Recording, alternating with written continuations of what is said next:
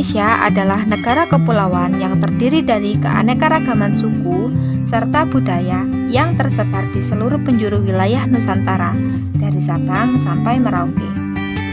Setiap pulau di Indonesia memiliki keberagaman budaya yang berbeda dengan pulau lainnya. Kearifan lokal atau budaya di suatu daerah dapat kita tinjau mulai dari bahasa, agama, kesenian daerah, rumah adat, pakaian, permainan, dan masih banyak lagi. Mengingat pesatnya perkembangan zaman modern yang serba canggih, nilai-nilai kearifan lokal suatu budaya harus ditanamkan kepada generasi penerus bangsa agar tidak hilang dan tetap lestari serta dapat dinikmati oleh penerus berikutnya. Nah, segala sesuatu yang berkaitan dengan budaya atau kearifan lokal di suatu daerah ternyata dapat dipelajari secara sains atau ilmiah melalui ilmu pengetahuan yang disebut etnosains. Etnosains terdiri dari berbagai cabang, salah satunya adalah etnofisika. Etnofisika adalah ilmu yang mempelajari dan menyajikan pengetahuan terkait hubungan antara nilai kearifan lokal dan konsep fisika. Pada video kali ini akan membahas topik etnofisika yang terdapat pada salah satu permainan tradisional yang ada di Indonesia. Kira-kira akan membahas permainan apa ya? Penasaran bukan? Yuk kita simak video berikut ini. Assalamualaikum warahmatullahi wabarakatuh. Halo teman-teman semuanya, perkenalkan nama saya Elsa Munawartujana, NIM 1802110102081. Dari cuplikan video sebelumnya, kita telah mengetahui apa itu etnosains dan etnofisika. Pada video kali ini, saya akan membahas mengenai konsep fisika yang berkaitan langsung dengan permainan tradisional yang ada di Indonesia. Konsep fisika yang kita bahas kali ini adalah gerak parabola pada permainan engklek. Engklek adalah permainan tradisional melompat-lompat dengan satu kaki atau berjingkrak dari satu petak satu ke petak berikutnya pada arena permainan engklek. Desain arena permainan tradisional engklek bermacam-macam. Ada yang seperti gunung, pak tani, baling-baling atau bintang, pesawat, dan masih banyak lagi. Dalam memainkan permainan tradisional engklek, setiap pemain harus memiliki gaco yang terbuat dari pecahan genting atau keramik yang berfungsi sebagai penanda pemain. Permainan tradisional engklek tersebar hampir di seluruh penjuru Nusantara dengan sebutan yang berbeda. Ada pula di Pulau Jawa, khususnya Jawa Timur, lebih umum dikenal dengan engklek atau gedrik. Di Jawa Barat dikenal dengan konclong, di Bali dikenal dengan dengkling atau teprok. Ada pula di daerah-daerah lain yang menyebutnya sonda, dampubulan, mersiteka, caingkling, pacele, dan lain sebagainya. Lalu, apa ya kira-kira sebutan permainan tradisional ini di daerahmu? Dan bagian manakah konsep fisika yang diterapkan pada permainan tradisional engklek? Untuk memahami lebih lanjut, mari kita simak video berikut ini.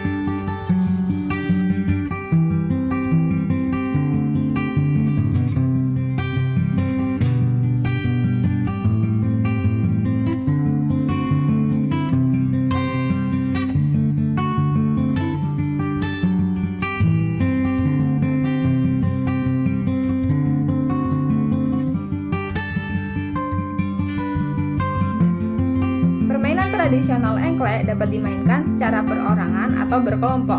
Inti dari permainan tradisional engklek ini, pemain yang memiliki hak milik sawah atau petak paling banyak, maka ialah yang dinyatakan menang.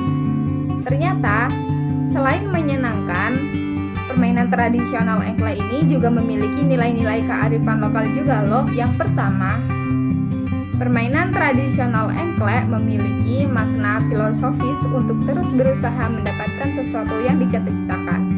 Yang kedua, nilai ketangkasan atau fisik motorik didapatkan pada gerakan melompat-lompat dengan satu kaki yang dapat melatih ketangkasan dan keseimbangan fisik anak. Terdapat pula unsur olahraga yang dapat melatih kebugaran jasmani bagi pemainnya. Yang ketiga, nilai keterampilan dan kerjasama sportivitas.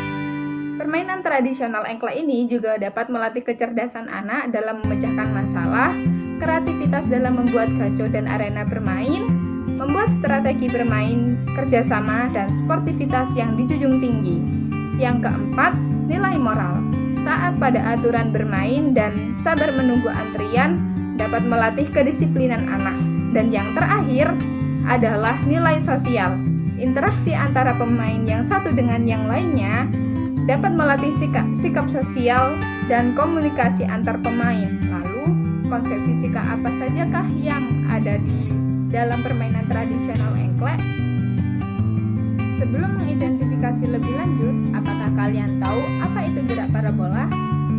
Ya, tepat sekali. Gerak parabola adalah perpaduan antara gerak lurus beraturan atau GLB dalam arah horizontal atau sumbu X dan gerak lurus berubah beraturan atau GLBB dalam arah vertikal atau sumbu Y.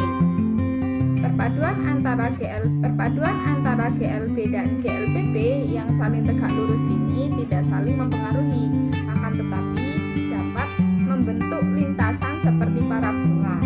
Lintasan tersebut dipengaruhi oleh adanya gravitasi bumi. Gerak parabola termasuk dalam pokok bahasan kinematika karena membahas tentang gerak tanpa mempersoalkan penyebabnya, sehingga gaya yang menyebabkan benda bergerak dapat diabaikan. Lalu, untuk rumus gerak parabola dapat dilihat di sini.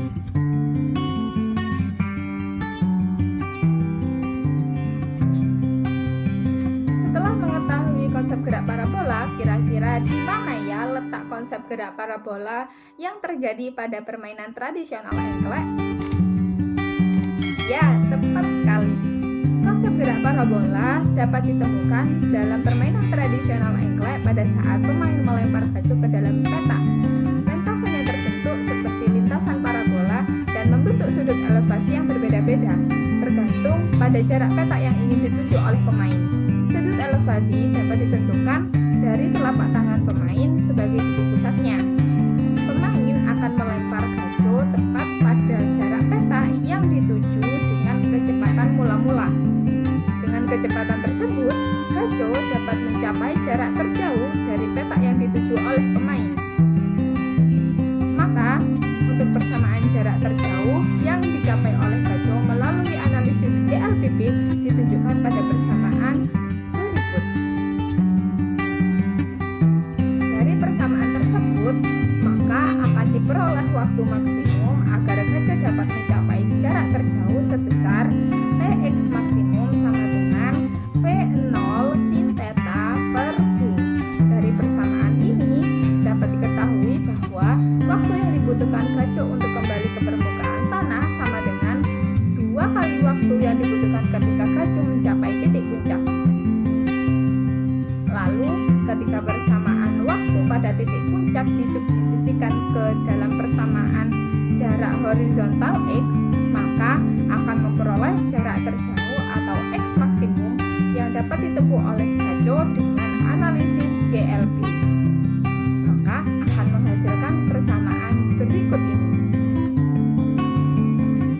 Kecepatan mula-mula pelemparan gajo pada permainan tradisional engklek tergantung pada kehendak pemain. Jika pemain melemparkan gajo pada peta terdekat, maka sudut elevasi dan kecepatan mula-mula pelemparan akan bernilai kecil. Namun, sebaliknya, ketika pemain melemparkan gajo pada peta terjauh, maka sudut elevasi yang terbentuk pada tangan dan kecepatan mula-mula pelemparan akan bernilai besar.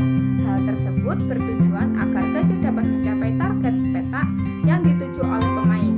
Sudut elevasi yang dibentuk untuk mencapai jangkauan maksimum sebesar 45 derajat karena sin 2 theta sama dengan sin 90 derajat dan sin 90 derajat sama dengan 1. Maka untuk gajo dapat mencapai jarak maksimum, sudut elevasi yang dibentuk